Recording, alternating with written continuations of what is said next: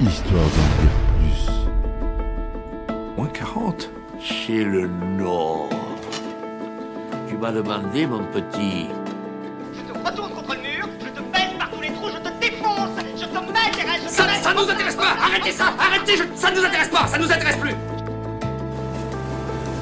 J'ai l'impression que l'océan ne me veut pas, je sais pas pourquoi. Peut-être une question de lune, une question de dune. Félix! Chouchou, avec moi! Non, je viendrai plus jamais avec toi! Et alors Félix, c'est grotesque. Lâchez ce jouet.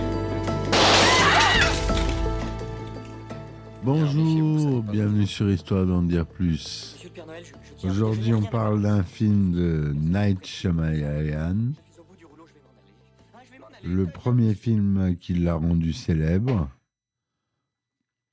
qui est sorti en 1999. C'est Sixième Sens, The Sixth Sense. Il raconte l'histoire d'un psychologue pour enfants, Malcolm Crowe, qui tente d'aider un jeune garçon, Cole Sear, qui prétend voir des morts. Le film est célèbre pour son twist final, attention spoiler, qui révèle que Malcolm est lui-même mort depuis le début du film et que seul Cole peut le voir et lui parler. Voilà le twist final du film qui donne tout son piquant au film et qui est vraiment à l'époque avait marqué son époque. Donc pour un résumé un petit peu plus détaillé du film. Alors qu'il rentre chez lui et s'apprête à fêter avec son épouse une vie couronnée de succès, le docteur Malcolm Crowe, qui est psychologue pour enfants, a la surprise de voir l'un de ses anciens patients, Vincent Gray, pénétrer chez lui. Cet homme est dénudé, sous l'emprise d'un stress important et avec une arme à la main. L'individu accuse Malcolm de l'avoir abandonné à une vie de terreur, puis lui tire dessus et se suicide. Quelque temps plus tard, le docteur Crowe fait la rencontre d'un jeune garçon de 9 ans, Cole Sear, qui lui rappelle que Vincent Gray au même âge. Comme lui, Cole est régulièrement en proie à des accès de terreur inexplicables, ce qui en fait une proie facile pour les autres garçons de son âge. Devant l'impuissance de sa mère, le docteur Crowe décide de gagner peu à peu la confiance de l'enfant pour réussir là où il avait délaissé Vincent Gray précédemment. Cet investissement personnel n'est d'ailleurs pas sans conséquence pour son couple, qui, depuis l'intrusion de Vincent Gray, semble avoir des difficultés, notamment au niveau de la communication. Après plusieurs échanges, Cole révèle à Malcolm qu'il voit des gens morts se déplacer autour de lui.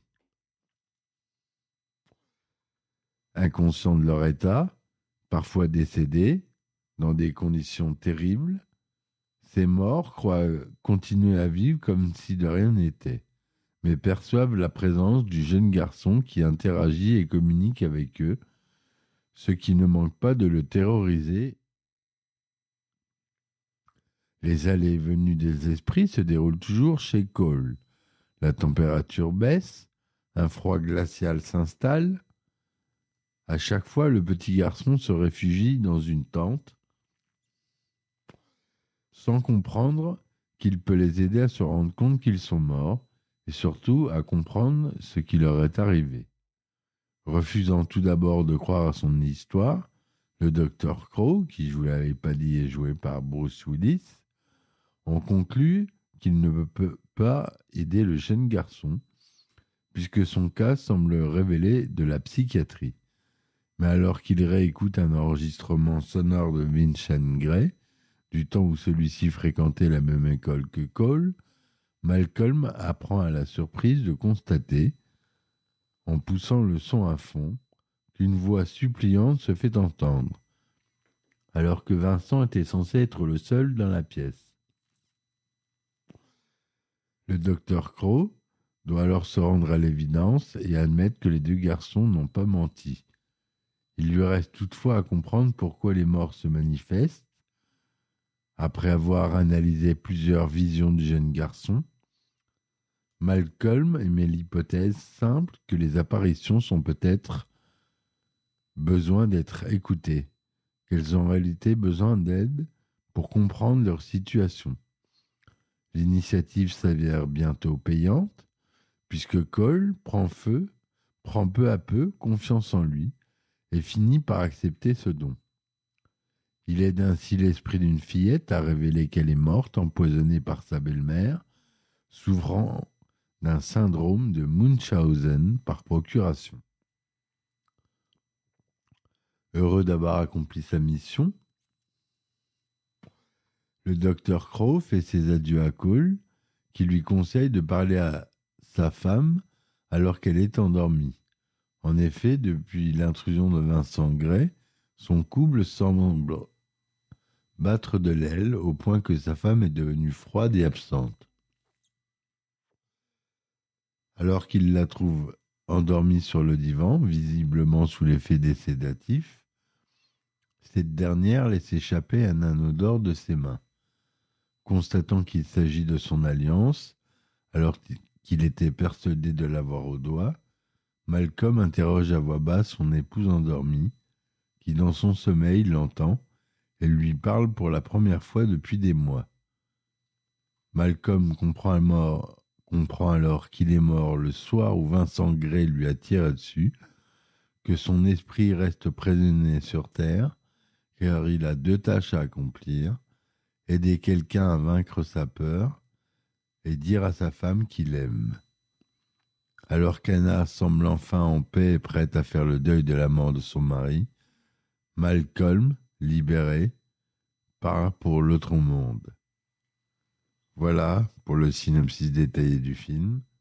Je suis désolé, je vous ai spoilé dès le début la fin du film, le twist final, mais j'étais obligé. C'était obligé. Le film a été un succès critique et commercial, récoltant plus de 670 millions de dollars au box-office mondial, alors qu'il avait un budget original de 40 millions. Il a été nommé à 6 Oscars, dont celui du meilleur film, meilleur réalisateur, meilleur scénario original. Il a également lancé la carrière de Haley Joel Osment, qui joue le rôle de Cole, et qui a reçu une nomination à l'Oscar du meilleur acteur dans un second rôle. Le film aborde des thèmes comme la mort, la culpabilité, la rédemption et la communication. Il explore la relation entre Malcolm et Cole, qui se soutiennent mutuellement dans leur quête de sens et de paix. Le film utilise également le genre du thriller psychologique pour créer une atmosphère de suspense et de mystère, jouant avec les attentes du spectateur et les indices disséminés tout au long du récit. Sixième Sens est considéré comme l'un des meilleurs films de Night Shyamalan et comme l'un des plus marquants de la fin des années 90. Il a eu une influence sur la culture populaire, notamment grâce à sa phase culte « Je vois des gens qui sont morts, I see dead people », prononcée par Cole. Il a également inspiré de nombreuses parodies et hommages, ainsi que des analyses et des interprétations diverses. Donc Night Shyamalan est à la réalisation et au scénario. Le film est produit par Kathleen Kennedy, Frank Marshall et Barry Mendel. C'est distribué par la Buena Vista Pictures. C'est tourné en anglais, en couleur Technicolor 35 mm, 1,85e Panavision, son Dolby Digital DTS SDDS. La durée est de 107 minutes. Le film est sorti aux États-Unis le 2 août 1999 et en France le 5 janvier 2000. Il était interdit aux moins de 13 ans aux États-Unis et aux moins de 12 en France.